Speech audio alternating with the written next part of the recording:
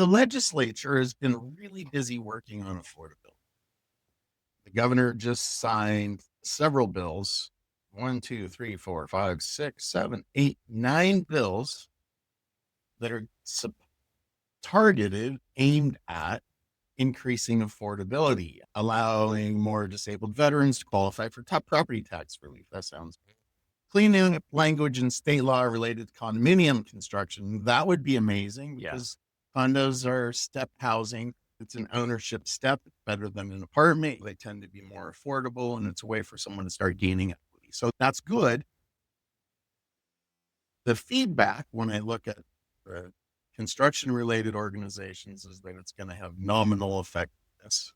It's going to do very little to actually solve the problems that we have. And the problems related to that, and we've talked about it before, developers and builders and general contractors don't like to build condominiums because in year 7, there are legal firms that will get all the homeowners together and do a class action lawsuit. When you have to put litigation in your pro forma, before you start construction, you have to put a number in your spreadsheet because you're going to be sued and it's going to cost money. And even frivolous or nuisance lawsuits, right? It's what's called nuisance value. You and I have talked about nuisance value before. Sometimes people will file a suit, whether they really have a great case or not, and they will ask for a settlement amount. And sometimes the settlement is cheaper than going through years of litigation and spending bajillions on attorneys and all the stuff, expert witnesses and all the things that happen. So it's that inconvenience thing. It's like, all right, what do I have to pay to make this go away? And the legal firms have learned that's a vulnerability and they can make money by doing it. And class action lawsuits, have you ever seen how much the attorneys get versus how much participants in those big class action lawsuits get? Here's your check, Mr. Todd, for 50 cents. And you look and the attorneys took $50 million and they spread all the rest out between all of the however many millions of people in the lawsuit. And it's kind of like Publishers Clearinghouse. It's like, all right, here's your check. Costs more to mail it. One of the things we know is that anyone can sue anyone for anything. You can file a civil lawsuit for anything.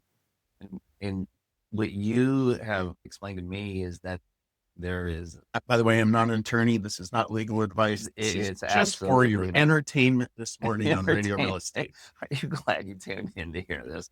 It's worth exactly what we're charging you for it. Zero, yes. So one of the things that you've told me is that there are some attorneys in Seattle just waiting for that 7th year for certain buildings. And this is what is so, I think, maddening when it comes to housing costs. Because what you're saying is that these people they'll build condominiums or apartments or whatever it is, and they know that here it comes. There's going to be a lawsuit.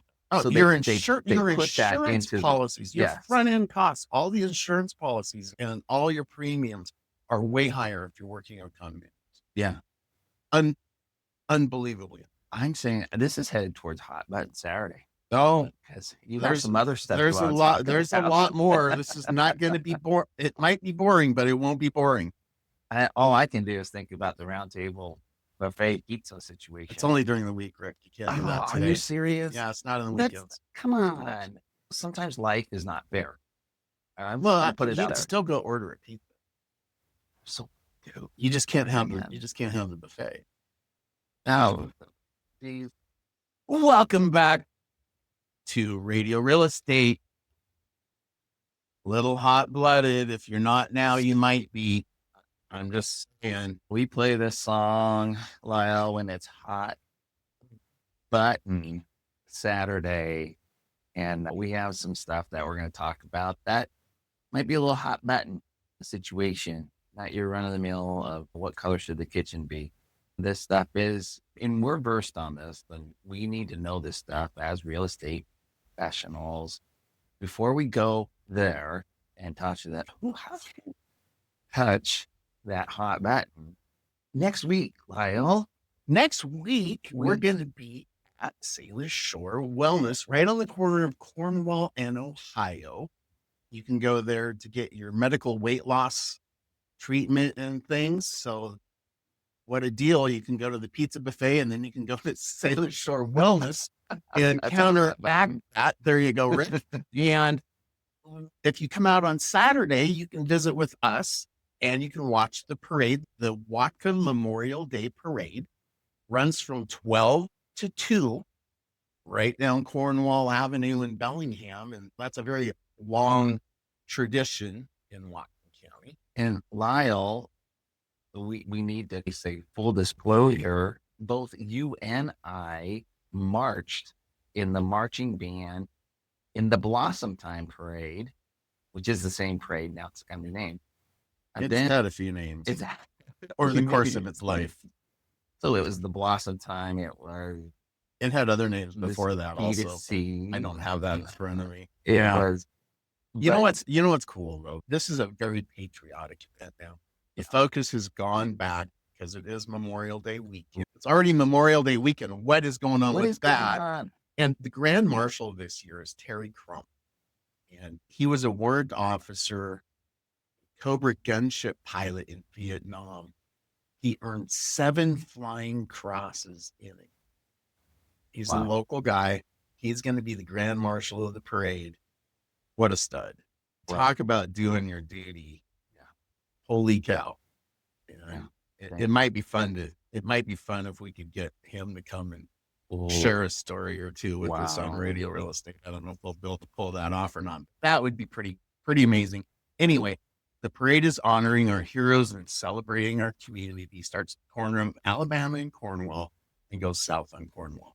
Yeah, our very own Maria Dahl. 12 and 2. Yeah, our very own Maria Dahl. And her team, she's got a team that heads this up and organizes and does all those things. They are phenomenal. If you go to their website, WhatcomMemorialDayParade.com, you can get more information. You can register for the parade. You can volunteer, help, and donate, all those things. And you can see who their sponsors are. Peace Health St. Joseph's Hospital, Sanitary Service. Else, there's some others too, I'm sure. And we know it's not scrolling fast enough for me. Yeah. Brooks Manufacturing.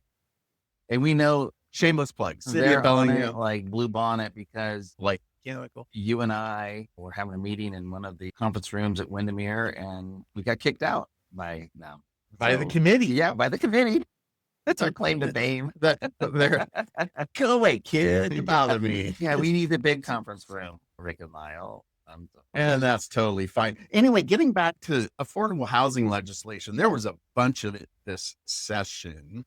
One of House Bill 1757 requires cities to adopt rules for converting existing buildings into housing in commercial and mixed use zones, which sounds like a great idea until you get into the actual logistics of doing that. And one of the things that people don't understand is that there are different ingress and egress requirements.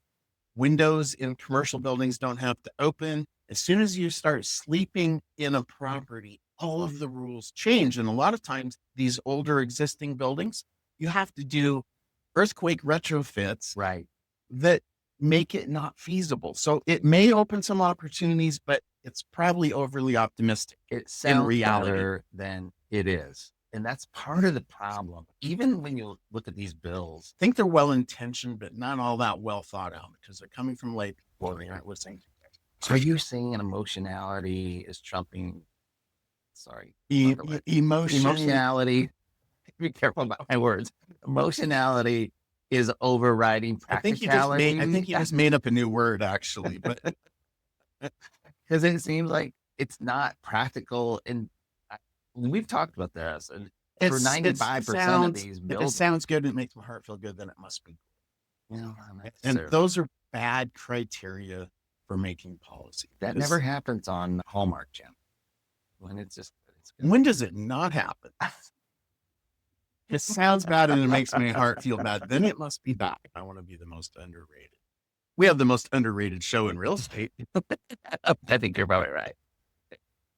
Anyway, so getting back to some of this affordable housing legislation and things that were done with the intent of making things more affordable that may or may not pan out. Senate Bill 5184 limits the number of parking spaces cities and county require for housing projects, because nothing like making parking expensive.